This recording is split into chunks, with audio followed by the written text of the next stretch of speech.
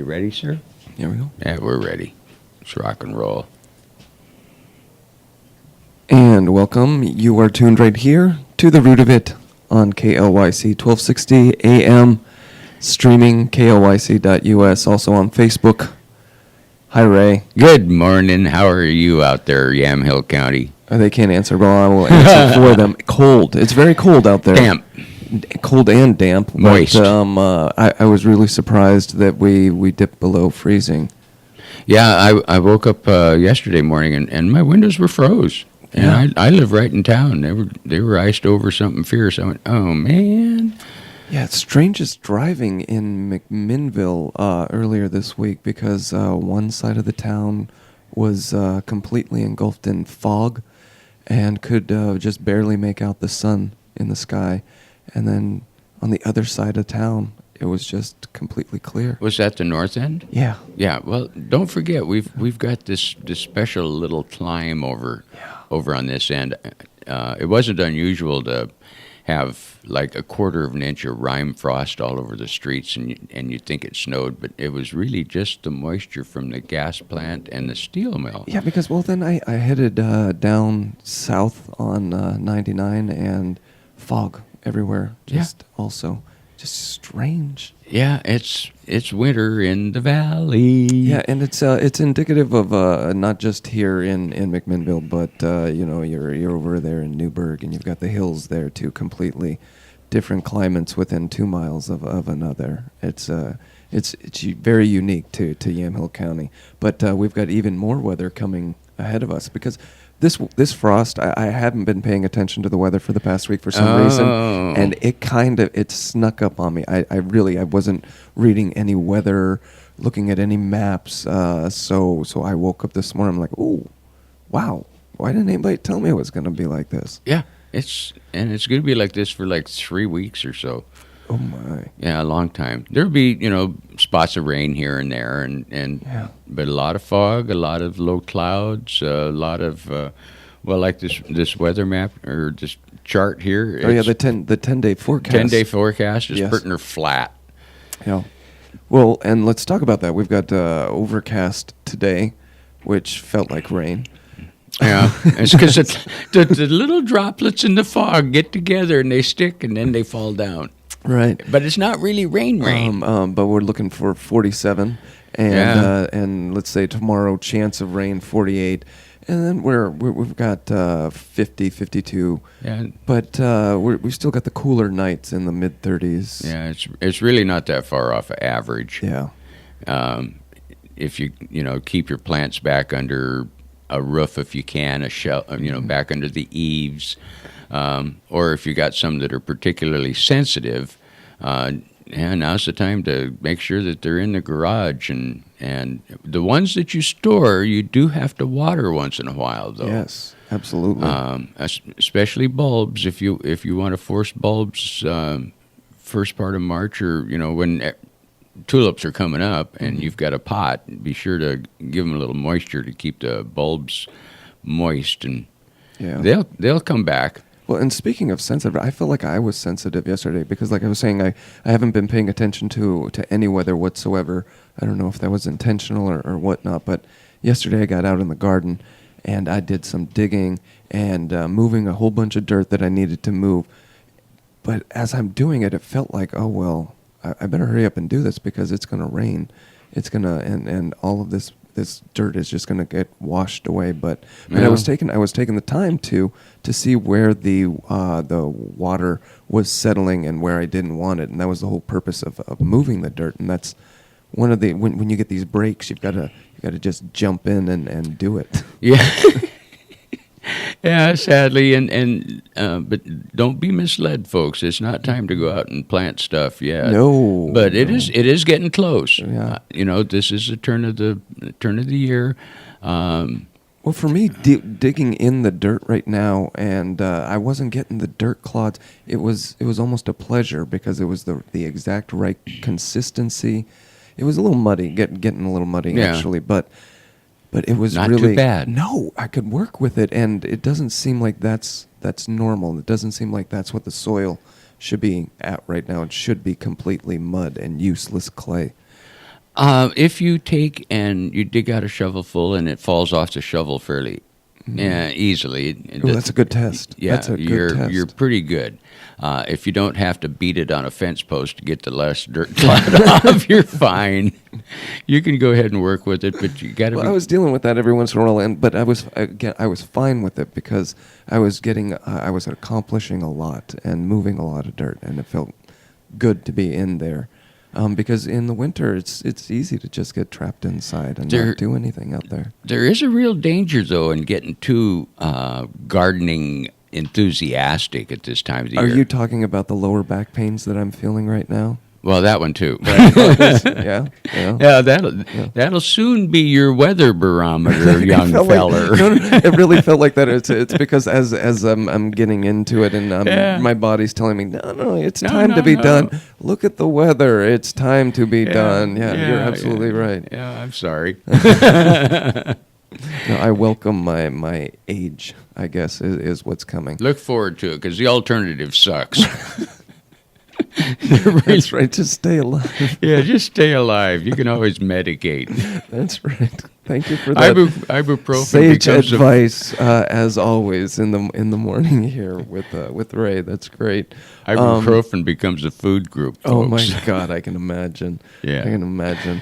But back to finish what I was wandering on about, Sure. If you go out and you rototill or do anything like that right now, because it really isn't that bad, but if you do that and then you get those clumps, because they are still kind of sticky, you got to be careful to make sure that the next time you do that, you do it while there's still a little moisture in the soil, because if you wait until after April or May, and we've had a couple of warm, sunny weeks sneak in on you. What do you got? You're rototilling bricks. Bricks. Exactly what I was thinking. You've got Adobe. Yeah. And it's not like those rototillers are magic workers and Cuisinarts. Just no, they can only do so much.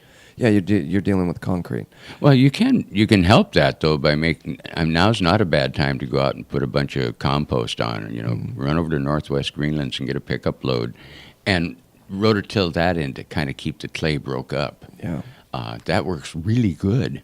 And that's kind of what I'm banking on right now, and why I'm doing all this digging is because that clay is workable right now. Yeah, and it will get all wet, and hopefully we'll get rains, right? It'll retain moisture. It'll be good later, and then it will bake, and then I'll have this Adobe flat area to work with.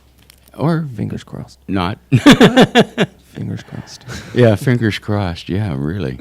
But it's a good to get out there and play in it when it's not raining anyway. It's very therapeutic. Trimming, you got the dormant trees that can be trimmed right now. That's a good thing to be doing. And spraying. Now is a good time to go out and spray your apples and your peaches and your pears and your cherries with a dormant spray. If you're it's getting close to serious. What are you spraying them with? Lime sulfur. All right. Yep. Just plain old lime sulfur. It's like the miracle thing. And if you're going to go out, because it's getting soon going to be close time to whack off the roses. Oh. I see some people are starting to do it already. We talked about that last week, and we said that we were going to do it, and I guess apparently from that statement, neither of us had done it. No. I'm still letting the deer trim them. They've got them down to about 2 foot tall, so it won't be too bad. No, you saw those. I've got those apple-sized rose hips on the top, and I don't need to give any deer vitamin C like that. No, those. Well, do you get deer inside the fence like that? I get deer anywhere they want. They're probably on the roof just to anger and frustrate me. Looking for their sleigh that they left parked somewhere during the New Year's Eve party. Right, exactly. Thank you. Yep. Oh well, but anyway, it's a good time to be out there playing. It really is. It's not that bad. Well, you've got the what's old boy Rufus? Oh, Rufus. Yeah, that's what Rufus says. Is it's going to be flatline temperatures, pretty much. That's the 50s, the low 50s. High 30s at night, mid 40s to low 50s during the daytime. Not quite warm enough. It's going to be foggy and I guess you could call it misty. Mm-hmm. I know You will have to use the windshield wipers. Right. Driving through the fog. Driving through the fog. It will collect on your windshield. And this is going to go on. Which is really hard at night. I couldn't figure it out because as I was driving through the valley the other night when we had that really dense fog, I knew it wasn't raining, but I couldn't really make out why every once in a while it was getting blurry. So I actually had to turn the windshield wipers on and it would get better. But it's because of it's mist. It's not a constant rain, and it's frustrating at night. Well, it's the kind of mist that gets the road just wet enough to kind of pick up the oil and diesel and petroleum products off the highway and throw them up on your windshield. So every once in a while, if you hit the windshield wiper mister spray, got to do it. You got to do it to cut the slime off. Mm-hmm. Because that's right, you get that build up, and it's hard to see what exactly, like I was saying, it's hard to see what that is at night. During the day, you can absolutely see it. It's like greasy filament kind of thing, and you hit the windshield wipers. But yeah, got to be more careful if we've got this misty fog in the valley. Yeah, it doesn't hurt to go ahead and use a little windshield wiper fluid to help clean them up. If you're driving at night and you have these bright, shiny headlights coming at you, and then you turn on the windshield wipers and they're little flat lines, that's not a good sign. Don't get me started about the headlights. I mean it. Don't get me started. Some people get to have brighter headlights than others, apparently. Yeah. And at these dark, these windy roads in backcountry, those headlights are really, they're blinding me. I don't know if they're blind everybody else. Maybe the person behind the other wheel gets, yeah, that's great. I get to see nothing more than the other person. Yeah. Really, okay. But do you get blinded? Yes. Yeah, all right. I get annoyed. Yep, great. Well, let's take a break then. Yeah. Let's take a break for some news here. Let's calm down. Okay. Deep breath. That's right. We'll take a break for the news. Yep. When we come back, we'll talk about wood. We'll talk about soil. We'll talk about a whole bunch of other things. You're listening to The Root of It right here on KLYC 1260 AM.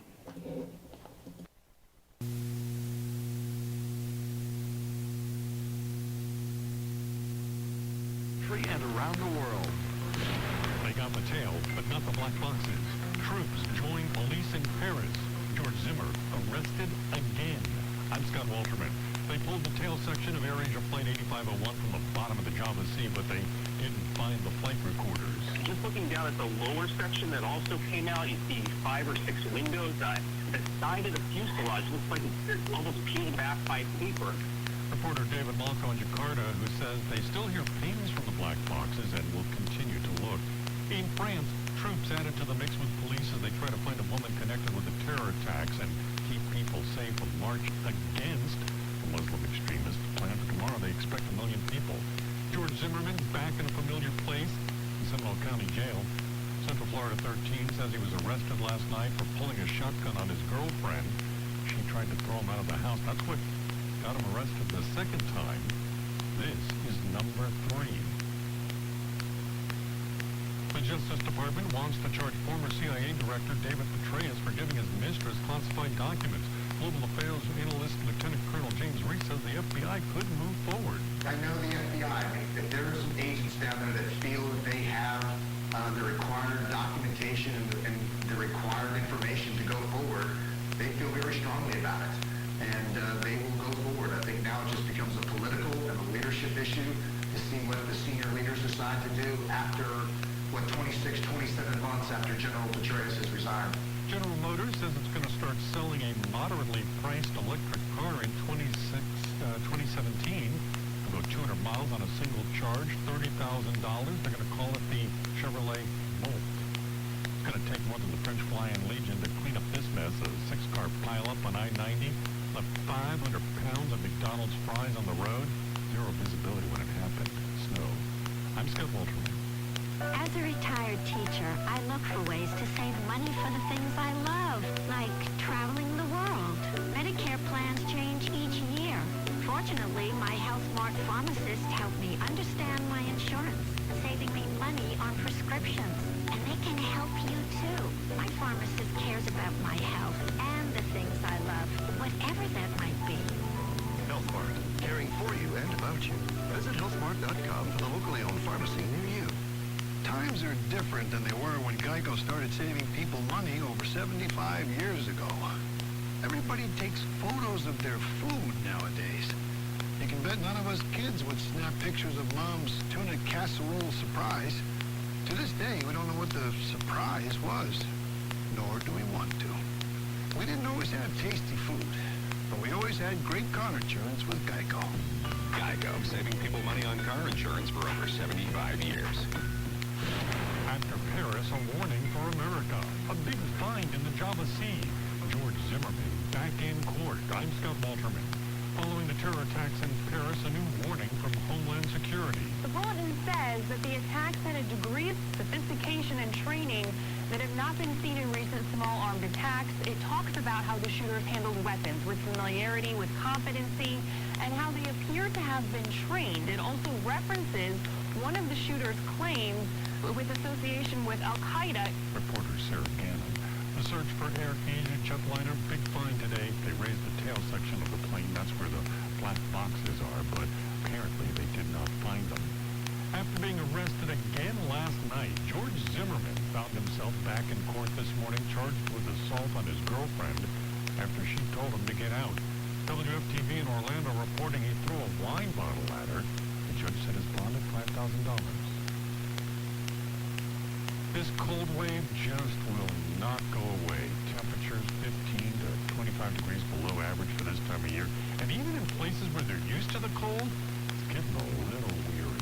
Saturday opened up below zero again, but by day 5 of this cold snap, people are adapting. It's been pretty brutal, but it's not too bad. I think this is just winter in the Chicago area. I was born and raised here, and I'm pretty used to it. Some are actually enjoying it, like this woman originally from Poland. Winter in my country, one starts in November and the end of April. Big snow, and we have no sunshine. You're happy because you have the sunshine every single day. Temps are expected to warm up today to 19 degrees. Brian Burrow, Chicago. That's the best. And Mitt Romney says, well, forget what I said before. Told his donors last night in New York, he's thinking about making a third run for the presidency. I'm Scott Walterman. As a retired teacher, I look for ways to save money for the things I love, like traveling the world. Medicare plans change each year. Fortunately, my HealthMart pharmacist helped me understand my insurance, saving me money on prescriptions. And they can help you too. My pharmacist cares about my health and the things I love, whatever that might be. HealthMart, caring for you and about you. Visit healthmart.com for the locally owned pharmacy near you. Imagine a store that lets you get the things you wanted, how you want it. Don't want to use your credit? Don't have credit? Don't worry. Want to set up a payment plan around your pay dates so you're never short on cash? It's up to you. Imagine payments that fit your budget, your schedule, your life. That's Rent-A-Center. Imagine that. No credit needed. Flexible payment plans scheduled around your needs. Imagine new possibilities at Rent-A-Center. Rental purchase transactions. See store for details. To the root of it on AM 1260 KLYC is brought to you by Recology's Northwest Greenland in McMinnville. You know, it takes more than a pile of decomposing yard debris and leaves to make your soil healthy and your plants happy. That's why Recology actively manages their compost to ensure the highest level of microbial activity. The rich soil amendments promote healthy plant life in your vineyard, your nursery, your yard, and your garden. Recology's compost, which is certified for organic growing, can enhance overall soil quality, provide plants with nutrients they need to grow larger and healthier, minimize the need for chemical fertilizers and pesticides, increase your soil's ability to hold moisture and retain nutrients, feed helpful earthworms, create a buffer for your plants against common toxins in the soil, and control pH levels and support essential bacterial growth. It's more than just compost. It's food for your soil. Northwest Greenland's a Recology company. In McMinnville at 2200 Northeast Orchard Avenue. Call Recology Northwest Greenlands at 503-434-1671. 503-434-1671. Ecology Northwest Greenland, a proud sponsor of To the Root of It on KLYC.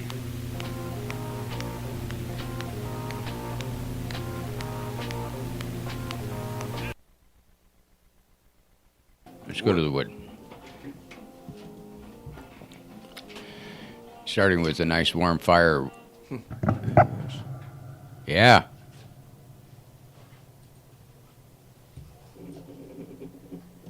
And we are back. You're listening to The Root of It right here on KLYC 1260 AM, your weekly gardening show.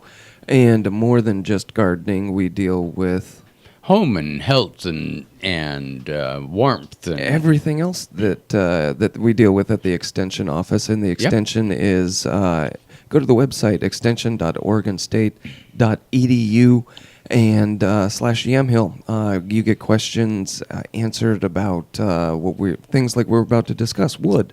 Well, this is a really cool publication. Wood's a big deal here. Wood is a big deal. A lot of people have wood stoves, pellet stoves out on. There's still people that use heating oil and kerosene because that's the stove that came with the house. Kerosene. Yeah. Nobody's using kerosene anymore, right? That's what those little jet heaters run on. Oh my gosh. Yeah, you're trying to keep the frost off the cow's butt. Oops. Sorry. Come on, we're still on Sunday. Yeah. Saturday mornings here. Yeah, Saturday morning. Right. So firewood, some of the basic things that you're going to want to know about firewood, and this is a publication that is available at the Extension website, extension.oregonstate.edu. Do a search for firewood, and seasoned firewood is really something that you hear about. And so why don't we define what seasoned firewood is? Even in the News Register, you see where it has firewood for sale, and it specializes or specifies that it's seasoned firewood, seasoned oak, seasoned fir, seasoned maple, seasoned mix, whatever. And we'll get into the importance of the wood variety, but the importance of being seasoned is, Ray? Seasoned is the greatest amount of natural moisture, because all wood has moisture in it. It has sap or pitch or something, but the actual water content of the wood is reduced to as close to zero as you can get. Mm-hmm. Which isn't, as it turns out, as close to zero as you would think, because it's basically 25% is well-seasoned wood. Yeah. The more seasoned it is, which means the longer you've let it set and let air blow through it to get the moisture the more out of seasons have passed since you've chopped this wood down or that it has been chopped down. So what you're really looking for is about a year, at least a year, sitting out in the open air here in Oregon, here in the Pacific Northwest. Yeah, if you can cut your firewood in the springtime and get it into an area where you want to store it and let the summer breezes blow through it, or if you can even store it in bright sunshine, where there's a good airflow, that's the best way to get it seasoned, to evaporate as much moisture out of the wood as possible. Because anybody who's been camping and gone out and scrounged up firewood thinking it was seasoned, and then you find out that you got to get down on your hands and knees and blow on that little flame. Right. It is very green wood, is what you're saying. Quite green. Lots of green here. I've been fortunate enough to camp throughout the United States and in the Rockies and even in the deserts. Dry wood is not a problem, but here it is. It's everything's wet, everything's damp, and that's what you're dealing with. But you when we're talking about seasoning this wood, a year is really good. But you're saying that if you do it right, you can get it chopped in spring, and you can maybe use it in winter. Right. If you can get 6 months of drying, it'll burn for you pretty good. Right. Because if you can get it like 80% moisture reduction, like you were saying, 25% is enough to start burning. 80% is enough to actually start realizing the amount of heat out of the wood that it will maximally produce and make a better fire. Yeah. When I was a little kid, my job was to cut the kindling, and I got like. What does that entail? Fingers, permanent scarring, and tails. Yeah, I still got the scars from So you're taking a block of wood and Yeah, you're whittling it down with the axe. whittling it or- down to little bitty pieces so Yeah. that the fire will have better access to as much surface as possible. Oh, the In- things you must have seen in your lifetime, Ray.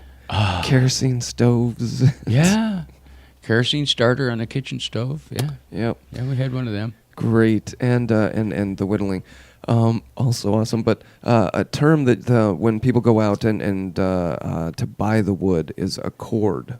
And do you know off the top of your head what a cord of wood is, Ray? Yep, I do. Okay. A cord of wood is 4 feet wide, 4 feet tall, and 8 feet long, closely packed, Yes. closely stacked. Because it's assumed that there's going to be air gaps in Right. between there. You can't automatically get No, it. So, even if you're stacking 2x4s, there's so going to be what gaps. what it amounts to is essentially 128 cubic feet of wood. Right, and that's the basis that they use for measuring the amount of BTUs that you can get from an order of wood, and that's how it's sold. Like right now, it's about $160 a cord for seasoned fir, a little more than that for seasoned oak. We don't really, one of the examples they give here in this sheet is madrone, and we don't really have much madrone up here, but down in southern Oregon, there's a lot of madrone. And much south of Eugene, there's a lot of madrone. And it makes excellent firewood. It's tougher than a rock to split, but...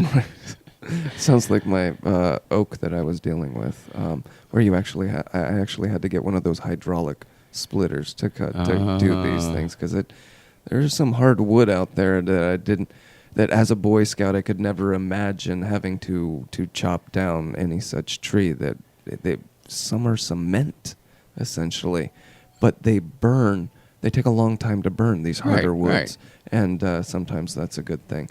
But so you've got 128 cubic feet, 85 cubic feet of that is essentially the solid wood. Everything else is just that air mass, and that's pretty significant when you think about it.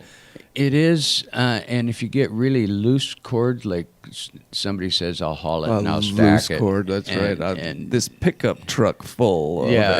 is a cord of wood. Yeah, you want to make sure that when you get it done and get it stacked, measure it and make sure that you actually have close to 128 cubic feet of right, because wood. a cord it's not an estimate. It's exactly what you said it was. It's 4 feet high, 4 feet wide, 8 feet long. It's a square well-stacked. rectangular Yep. measurement. Yep. It really is. And it's a standardized measurement.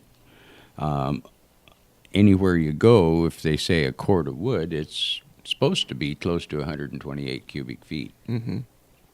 When I was back and capitalistically involved, I worked in log yards. Mm-hmm. And so when it came time to start getting wood for winter, we'd have the guys with the 966s, the big unloader things. Mm-hmm. They would occasionally break a log, and we'd wait until we found one that had really, really tight growth rings. Okay. And no knots. And then those we'd hoard over by our office. Oh, why? And cut them up after work and throw them in the back of our pickup. Because you can make kindling wood with a camp axe out of that. You're bringing up the kindling, and It's my own little fetish. Right? No, I can understand why. It's just like the alone time in the wood shop or the wood shed or something. Therapeutic. Right? Exactly. So the reason that a cord is very specific is because the way that you rate these woods is through the BTUs, which is British thermal units. It's a way of measuring exactly what, Ray? Do you know exactly what? I used to. Yeah, exactly. It's a science class, but 1 BTU is the amount of energy needed to raise the temperature of 1 pound of water by 1 degree Fahrenheit, and it's 1 pound of water. It's by 1 degree Fahrenheit, and the reason why this amazed me is that it for some reason seems like an archaic unit of measure. We've got to have some different way, but it doesn't matter. This is the way that we do it, and so whenever you hear a BTU, that's the amount of energy. Well, let's play with that for a minute. I don't want to. Okay, you figure a gallon of water weighs about 8 pounds. That's what I've been told. So 1/8 of a gallon of water Right. I is know. what, a pint? I don't know. Anyway, it's a small little thing. And Right. the amount of heat that it takes to raise that little quantity of water, 1 degree, Right. is a BTU, Right. a Exactly. British thermal unit. Which and so to quantify that, there isn't one. There just accept that somebody said that this is how we're going to measure it. And the reason why it's a baffling kind of concept is because some of these BTUs that we're using to measure these heating these woods, they're in the thousands. So Yeah. just Millions in some cases. Right, but- exactly. So we just put that past it. Whenever you hear BTUs, the higher the BTUs, the hotter The hotter the flame. Right. And for every 1% moisture in the wood, it makes it 1% lower in actual heat value. That's why you look for the seasoned wood. the seasoned wood, the 25%. And then you actually, there is the term for it, bone dry wood. Yeah. Which is as close to 0% apparently as you can get. Yeah, bone But dry. here, you can't get that here because there's humidity No. in the air. I mean, maybe August 15th you might be able to have some bone dry wood out there, but here there's just but as close to it as you can, and but that's what you want. But you also are looking for kind of a slow burn. You don't want to just have something that is bone dry and just burns just like Yeah, that. you don't You're want it to go constantly poof. you're restoking the flame. You're having to, so you get these harder woods. Right. You can waste a lot of wood. It's not really a waste because you are keeping warm. Bringing it in and stuffing it And in the, stuffing it in the fire. stove. Right. The running back and forth outside to bring in more wood is almost as effective as the fire you got going in the first place. Right. When I go camping, I make sure I take along some actual kiln-dried leftover 2x4s and stuff like that for my fire starting. And then whatever I can scrounge up, once I get a fire started, then you can start throwing pretty much any old kind of crud on it to smoke out the next door neighbors. Which is what you're really looking for, Bray. Let's take a break. Yep. And when we come back, we really do have more to talk about with the firewood, and in particular the kinds that you're probably looking for Yes. and why. For right now, you're listening to The Root of It right here on KLYC 1260 AM.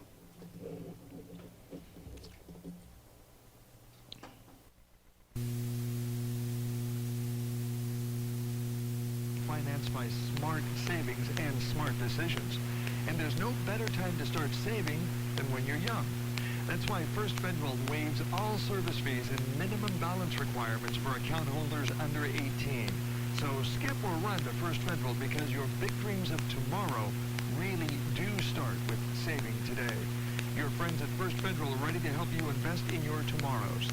First Federal, we're here for you. Did you know there's a nationally recognized program for hip and knee replacement surgery here in Yamhill County? I'm Dr. Mike Vesley, and at the Joint Replacement Institute, we help patients recover from surgery faster and with less pain and fewer complications than at other centers. If your life is negatively impacted by hip or knee arthritis, call us today at 503-435-6571 to learn more. To the Root of It on AM 1260 KLYC is brought to you by Recology's Northwest Greenland in McMinnville. You know, it takes more than a pile of decomposing yard debris and leaves to make your soil healthy and your plants happy. That's why Recology actively manages their compost to ensure the highest level of microbial activity. The rich soil amendments promote healthy plant life in your vineyard, your nursery, your yard, and your garden. Recology's compost, which is certified for organic growing, can enhance overall soil quality, provide plants with nutrients they need to grow larger and healthier, minimize the need for chemical fertilizers and pesticides, increase your soil's ability to hold moisture and retain nutrients, feed helpful earthworms, create a buffer for your plants against common toxins in the soil, and control pH levels and support essential bacterial growth. It's more than just compost. It's food for your soil. Northwest Greenland's a Recology company. In McMinnville at 2200 Northeast Orchard Avenue. Call Recology Northwest Greenlands at 503-434-1671. 503-434-1671. Recology Northwest Greenland's a proud sponsor of To the Root of It on KLYC.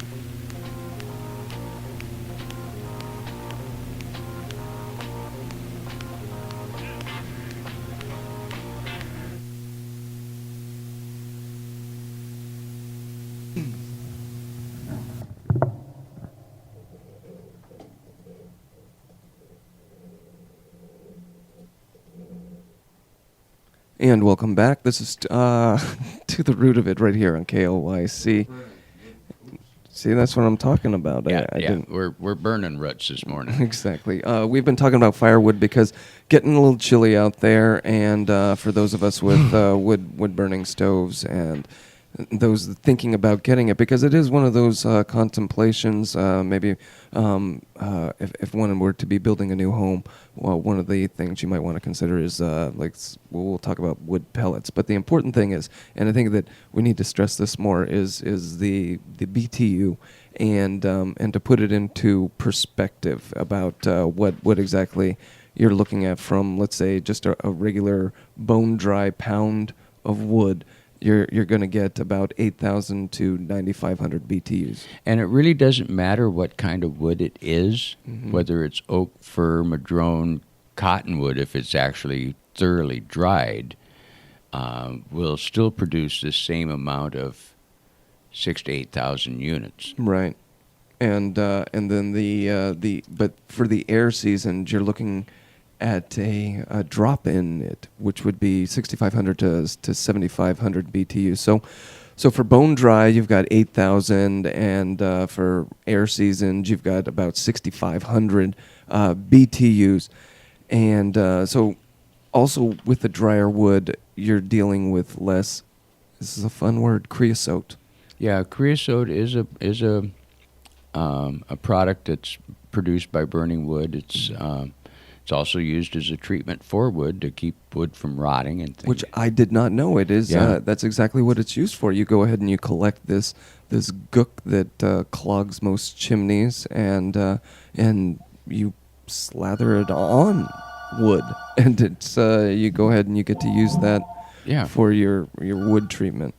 But for me, it was a great word to learn about, because Google now has this thing where you go ahead and you define the word. They'll tell you the popularity trend of the word, and the creosote trend line peaked in like 1928, and then so since 1928, the word usage of creosote, and I hope we're pumping it up right now, has been in steady decline. Yeah, we have a caller this morning. Oh, I doubt it. No. Good morning, caller. I'm doing splendid. Who we got? Oh, hi, Dave. Can you burn redwood? Or not redwood, excuse me, cedar? Yes, you can. It's going to burn really quickly. It makes an excellent fire starter, though. Is it good in the house? Because somebody told me one time that gave off some kind of a gas. It was not good to be burning inside. I've never heard of that. No, I didn't. Yeah, I've never heard that. I know that when we got chicks, and the only way that I can relate this is that when we got chicks, you didn't want to use cedar chips because it wasn't good for them to inhale. But cedar, just like Ray said, that burns really fast, and you don't get there's no necessarily any aroma from it either. It doesn't smell like cedar, Oh. I tell you what we'll do, Dave. We'll do a little more research on that and maybe have an absolute answer for you next week, because I've never heard of there being any toxic fumes from cedar. Right. Okay, because I have a lot of cedar trees around here, and the branches are coming off at times, and I thought, well, is that good to burn or not? And some say, oh, you don't want to burn that in your house. No. I want. No. Yeah, let's find out. For you, Ray, that would it makes really good kindling, right? I mean, you get dry cedar. You can just chop that stuff up. Yeah, I have a whole box of leftover cedar shakes that I use for kindling. Oh. Okay. But I will check that out and have a better answer for you next week, Dave. Okay, I appreciate it. Yeah, because I know it's okay to mix it in, because I've done it. Right. But you've said the right thing, yeah, I was Ray. going to say, you're still alive, so it'll be all right. I've burnt some nasty stuff. Yeah. Okay. Yeah, but Dave, we'll check that out and have an absolute answer for you next week. Yeah. Thanks. Okay, appreciate it. You betcha. Bye. Thanks Thank for you, calling. bye. Yeah, if anybody has any questions, 503-435-1260. We'll happy to either have an answer, make up an answer, or we'll go find out what the real answer is. Well, I think that's the one that we'll go with. Yeah, So yeah. we'll go ahead and find the real answer and figure that out. It was a really good way of signing that off. I'm really glad that you said that. Yeah, we try not to make up old wives' tales or Right. pass old wives' tales along until we've researched them through Oregon State Right. That's what Department of Ag. We have the extension Yeah. office at our disposal. You will shoot an email out, and then we will have the answer for them next week. Good. Yes. But and back to the firewood. What's your favorite? I just want to know. Whatever's easiest to get to. Oh yeah. And easiest to start with. Whatever's in the bundle at the convenience store. Is that what you're saying? No. I ain't paying $500 a cord for firewood. Right. Is that what the math comes out to be? Yeah, do the math. You get 1 square foot, right, for like $3.98. Mm-hmm. Okay, well, $3.98 times 128 square feet in a cord. Sure. Comes up to a big That's number funny. per cord. That is funny. Yeah, and it's usually the stuff I've seen around here lately is like lodgepole pine and things like that. What I have salvage seen wood. is the bark. It's like most of the stuff. It's you're not even getting split logs. It's just like the outside of the bark. It's almost like the when you clean a cantaloupe. And you've got the rind, like that's what they're selling is the rind, and that's what I see to in some the bundles. degree. Right. There'll be 2 pieces of fur in there for your kindling wood. Right, exactly. Yeah, because they're the only straight-grained ones in the bundle. Very nice of them. So, if I were to get frustrated with the wood selection that's out there, there's always wood pellets. There is. And so what? And when I saw the wood pellets for the first time, they look like gerbil food. They do. They look like rabbit food. Right. And they do burn very clean. There's very little ash, And which they is an burn- advantage. They burn just like rabbit food. But you have to have electricity to make the fire work, to Ah. make the little blower work, to make the little auger that feeds the chips into the little burn spit. You have to have electricity, which if the power goes out and you don't have a 3,500 watt generator in the garage, you're screwed. Well, you've got You got nothing. And you know what? You've got the heating value. Since we're talking about BTUs, you've got a heating value of 8,200 BTUs, 8,250 BTUs from wood pellets per pound. Right. And they usually come in these 40-pound bags that you see, right? Yeah. And you can buy it by the ton, buy it by the pallet. So it's essentially for the same amount of heat that you get from the firewood, are you getting the same value? Because you've got electricity you've got to put into it. You and then still got to put electricity into it. And you've got to purchase the wood pellets too. And you have to have... and but the wood pellets, I will say, they burn very cleanly. They do. They actually do burn cleaner than wood by itself, and so there are less toxins, less smoke. But more importantly, the ash is so much less. It's almost non-existent compared to the ash that you get from a wood stove. Well, if you have a cord of fir firewood, you can stack it out on the deck and throw a tarp over it, and it'll burn just fine. It'll, as long as you keep it dry from rain, and it's seasoned before you start storing it. It'll burn just fine for you all winter long. Where if you took a sack of pellets and you stored it on the deck, it's going to swell up, Right. and it's going to get ugly. You have to have a really dry storage place, preferably inside, in a shed, in the garage, or someplace to actually store a pallet of pellets. Right. A But pallet of pellets. Good job. For people who need the heat and aren't worried about electricity outages, right, and have a place to store half a pallet of pellets, you can be pretty comfortable because you can just carry in a little bucketful. Mm-hmm. And that'll keep you going most of the evening. So what it really feels like both of us are kind of saying when it comes to these wood pellet stoves is it's a new take on an old technology that doesn't necessarily improve it or benefit the pocketbook in the long run. No, but it is a wonderful use of wood waste, because you can take chips, anything, sawdust, and make pellets. Right. So it is a total utilization of one of the a wood statistics, byproduct. One of the statistics in here is it takes 5.7 years to realize the cost of the wood burning stove and all of the stuff that you've been burning. Really? Yes, as compared to traditional. I'll be darned. Yeah. The expense of actually getting set up then? Yeah. So you got to be in it for the long haul to get your money back? Yeah. You can't just go over and help the neighbor cut down his fir tree and move to the garage. Doesn't and be that good? make it makes more sense? But I think we're moving away from that, and I think that these wood pellet stoves are showing us that it's almost like a K cup or a the coffee.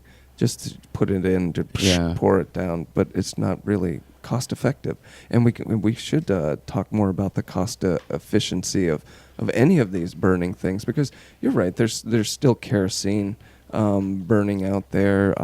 Some people are using stove oil, natural gas, and then electricity, heating oil. Yeah. You asked what my favorite fire was? Yes, the wood. No, fire. It's the gas fireplace. Is it? Yeah, because you don't really need electricity.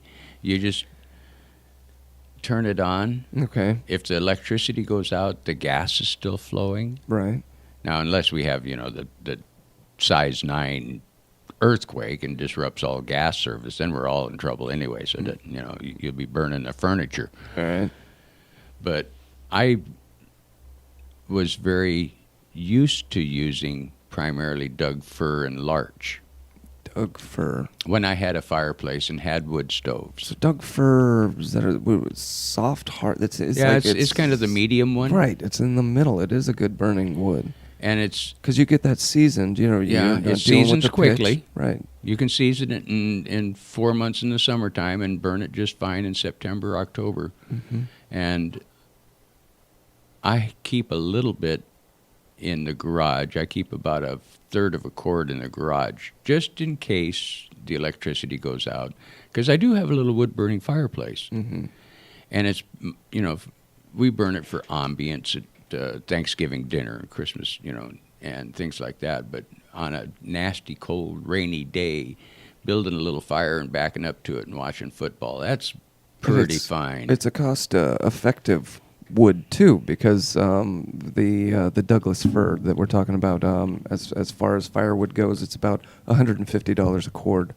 Yeah, going rate ish, and it grows naturally all over the state of Oregon. Yep, and also in that you've got Oregon white oak, the madrone you were talking about, the alder, and the ponderosa pine. Ponderosa pine, that's really soft, right?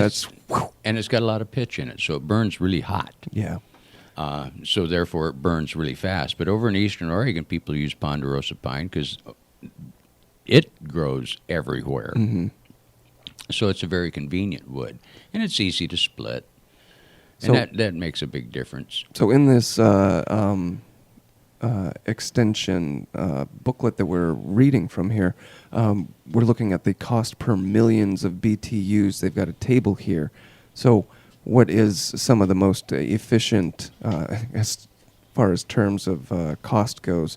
You've got natural gas, where you're spending about $15 per million BTUs, and propane, $36 per million BTUs. And the Douglas fir that you were talking about, that's $11 per million BTUs. Notice the oak and madrone, because they are such dense woods, right, and do produce a lot of heat per pound. Mm-hmm. They're down like $8.50. And I tell you what, when I was burning our wood stove overnight during the winter, when it was getting colder, but that was my favorite, was the oak, because it was such a hard wood. I could put in just a really smaller piece, about a foot long, just throw that in there. It would burn all night. because it's so hard and so dense.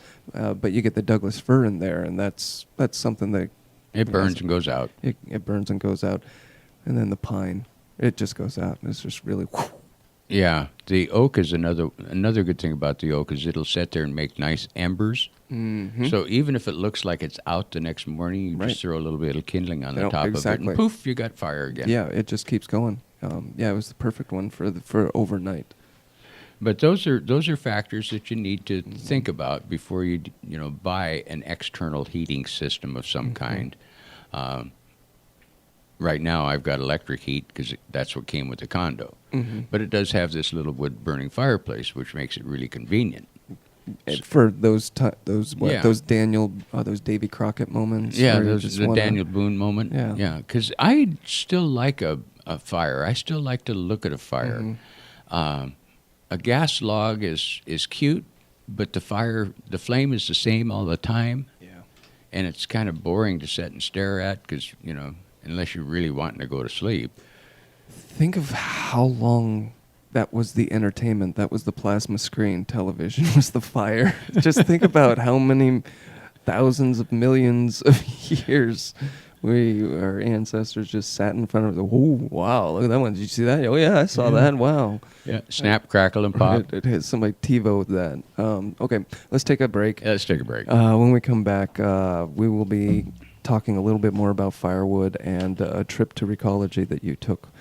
Also. Oh yeah. Oh, see how exciting that gets when you get reminded of things. For right now, you're listening to The Root of It right here on KLYC 1260 AM.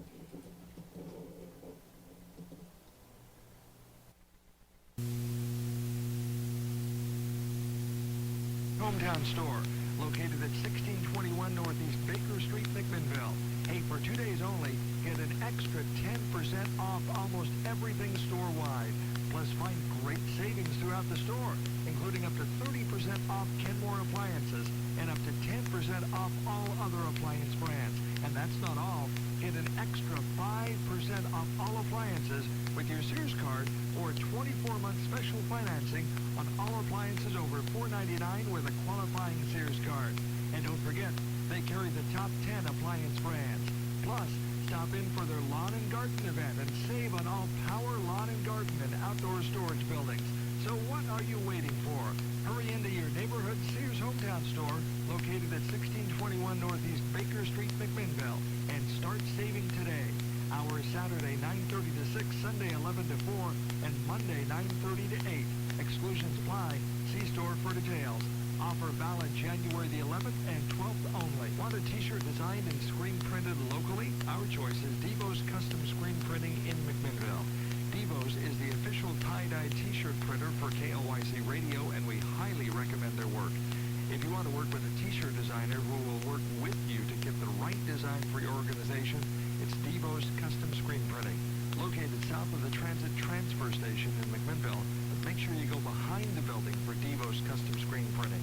Call 503-857-2396. 857-2396. Say you heard about it on KLYC Radio. Devo's Custom Screen Printing, McMinnville. Are you a senior citizen who would like additional assistance on your home front? Maids is an extension of Rock of Ages Mennonite Home, and Maids assists Yamhill and Polk County senior citizens with their in-home care needs and chores. Whether living on site at Valley View Retirement Village or an apartment or home in Yamhill and Polk counties, Maids works with each of its senior citizens' clients to develop tailored services to meet the client's individual needs. The staff at Rock of Ages genuinely cares and provides professional services garnished with that special touch of love and caring family. For more information on Maids, visit Rock of Ages website at Rock of Ages Valley View or give them a call at 503-472-6212.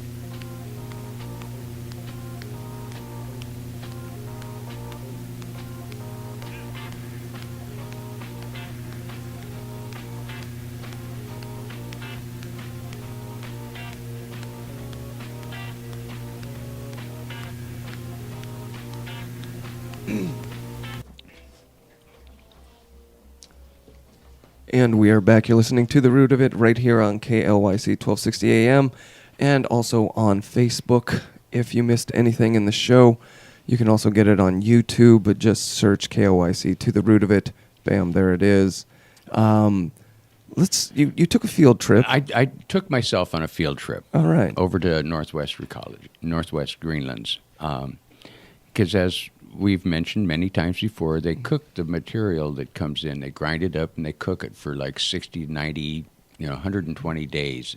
Cook it at 140 degrees. They actually have great big long thermometers that they stick inside the center of the pile to make sure that it's Sounds heated. so invasive. Oh, man. But you can see these piles of steaming waste, compost in McMinnville just driving down the street. And it is great to see. But what I was more interested in is the science and the data that they gave you over there, because when dealing with the soil that you're going to use to grow those award-winning tomatoes that we teach you about here on To the Root of It, you want to make sure that soil is good. You're not getting any toxins, any unwanted things. You don't want to put nasty stuff on your garden. What they did is they gave you a piece of paper that says we have blah blah blah percentage. They gave you the chemical analysis of the soil. This is exactly what the compost is, and they send it into a lab in Portland, and it gets tested, and it even tells how much it costs to have them test their samples. Don't worry about that. But we're not going to go there. You can go over to Recology and ask them. But the important data points for you, well, what sticks out for you? Well, what really amazes me is the pH of it. Because certain plants need acid soil and certain plants need basic soil. You're looking for about a 6.3 to 7. Yeah. 6 to 7. 6 to 7. So if you have really acid soil, this compost is very basic. But this is on this particular test, which was done in October of last year. So as they're cooking this stuff, it's what's out there right now. Right. So what is it testing at for pH? 8.1. 8.1. Very basic. So it would be really good for softening up the pH of your flower beds, garden beds. So I've got this acidic soil, 4.3, 4.8. Bam, put this on it, and it's going to feel much better. The clay soils that we normally have here in Yamhill counties are fairly acidic. Right. They're in, like you say, the 4 to 6 at best. And that's why it's so important to add compost to material, is to keep the pH higher so that the plants are happier. Yeah. And I didn't realize that it was this basic, but in the test that they have, it also has ammonium, nitrates, chlorides, sulfates, phosphorus, potassium, calcium, magnesium, sodium, sulfur, boron. Yeah, the phosphorus, that's everything, the important one. all the trace elements that are needed for your garden. Anyway, so they're in there. But they're in there. You don't really have to add a lot of extra. You don't have to go out and actually buy a lot of extra stuff. If you mix the compost in your garden, and yes, I know Northwest Recology supports us and sponsors us, and bless their hearts, I love them dearly. But we love the science that goes into the science that goes behind what I'm doing to my garden is cool. Good morning, caller. We have a caller this morning. Good morning. How you doing, Ray? I'm doing fine. Who we got here? Name is Ken. Oh, Ken. Good morning. Good morning. You got a question for us? Had a quick question for you about lawns. Absolutely. We love our nice, cool yard in the depth of the summer, but the rest of the time we fight the shade problem. We have a 2-story house on the east side. The west side we have, actually we're pretty much enclosed in the backyard in trees, maples and firs and the house. We tried to have a strip of lawn back here, and I have gone to considerable money and effort to put in a really good lawn. But by this time of the year, because it's a shady spot, it's pretty nasty. Well, I and then understand. I have to fight all spring to try to get growth back in it again. Now, we've been using seeds that you just buy out of the nurseries, and you buy them packaged, and there's a shade mix, and that's what I've been using. But apparently, that's not the right seed because it just goes sparse and muddy and mossy, and then I bring it back, and it never really grows thick over the summer. Well, I'll tell you a little secret. There is shade grass seed grown in Oregon that is purely shade grass seed, and it's the same kind of seed as they use under trees on golf courses. Oh. And you drive by the golf course and you see underneath all the shade, in the shade of the trees, they've got nice green lawns, nice green fairways. That's a particular blend of seed, and I think you can get it at some of the nurseries around here. Well, that's what he's saying. He's buying this specific this shade seed. But it's a shade blend, and so it's blended for shade, but it's also blended for sun. Yeah, and that's what I think I've got is I use the shade blend, and apparently part of it survives and part of it does not. The seed that's for the shade is what's surviving. It's the sunlight so seed. You're getting then the other annual grasses. Is that what you're saying, Ray? Right. If you can find out what specific species of seed they're using for the shade portion of their blend. It'll say that on the back of the package. It should. Right. Or ask whoever you bought it from. If you go over and ask old Carl over there at Kramer's. And that's where I got this from. Well, then, it's the only place in town that sold a shade mix. Nice. But ask him for the specific shade grass. I had a house over where I knew you were going to get to this. I know. You always get to this one. Yeah, the house never saw sunlight until like maybe 2 hours on the 21st of July. Was the only sunlight that the back lawn had. We're July 5th or so. Yeah, okay. 2 hours. I feel your pain. You embraced the moss, though, right, Ray? That was kind of the answer. Actually, that's almost where I was going to go. We've drained it, we've amended it, we've rototilled it, we've used seed, and at this point, I'm beginning to think that I'll quit putting the lime and iron on it and just let the moss take over. Well, that certainly is an alternative, and it worked for my wife because she thought we had the most beautiful greenback lawn that God ever created. Right, because you'll still have this little fescue that comes up every once in a while that just kind of looks like a cowlick and makes it look like there's grass, but everything else is just green moss, right, Ray? Right, and I finally embraced the moss because it does require a heck of a lot less water. A lot. And like you say, it's 12 months out of the year, it's green. Yep. Absolutely. Okay. Well, that would solve two problems. One, three. The nasty condition now, fighting the moss in the spring, and then trying to get it to grow at all in the August. Moss is a lot of work if you go out and remove it. Because you are constantly having to remove it because the environment is perfect for it. So it's just going to keep coming back. But if you get a specific shade-only type grass seed, and it is out there, and I don't remember. You're going to find that out, Ray. What is? I will find that out. That's two things. Now I got to make me a list. We'll make a list. I'll make a list as soon as we get off the air. And we'll have that next week. Well, this would be really helpful because I don't mind making one more effort on this. I mean, been working at it for about 6-7 years, struggling with it. But at some point, might as well quit spending the money on seed, fertilizer, moss killer, and all the rest of that. Yeah. And I will, if this doesn't work, I'll go to the moss. Yeah, I had a green backyard in the second growth forest when I lived over in Oregon City because it never saw sunlight. I think that's a T-shirt that needs to be made. This is pretty much what we have. When the maples come in and the firs are all year long, it's a wonderful sylvan place to be, as you know, in the depth of summer. Absolutely. The coolest spot in the block. It is fab. Oh my, trying to grow anything back here. Yeah. I will do a little research on that and see if I can come up with a I would appreciate that, and I will species. be listening to see what you come up with, and I'll talk to Carl as well. Yeah. Okay. Well, we'll have the same answer. Well, in that case, I'll be lazy, and I'll let you broadcast that. There's got to be some other folks around with that. Yeah. Thank you, though, Ken, for calling in. Okay. Thank you. Bye-bye. And we went into overtime with that one, but That's grass. A very common question that we have: grass, moss, and we will be talking more to come in the spring. But yeah, you've got homework, Ray. Yep. Did you notice that? I will. I will take care of that. Great. But we're looking. In the meantime, we're looking at 10:07. Yeah.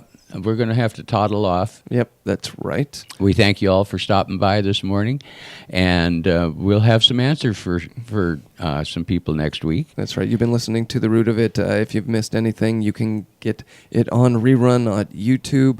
Just search KLYC, To The Root of It. As always, you can check it out on Facebook as well. KLYC.us is the radio website. But the one that I really like to put out there is extension.oregonstate.edu/Yamhill. That's the extension office where we get all of our information from. Once again, thanks for listening to The Root of It. We'll be back next week. And Ray? Hey, keep your tools sharp. It's coming. Wait, what's coming? Spring.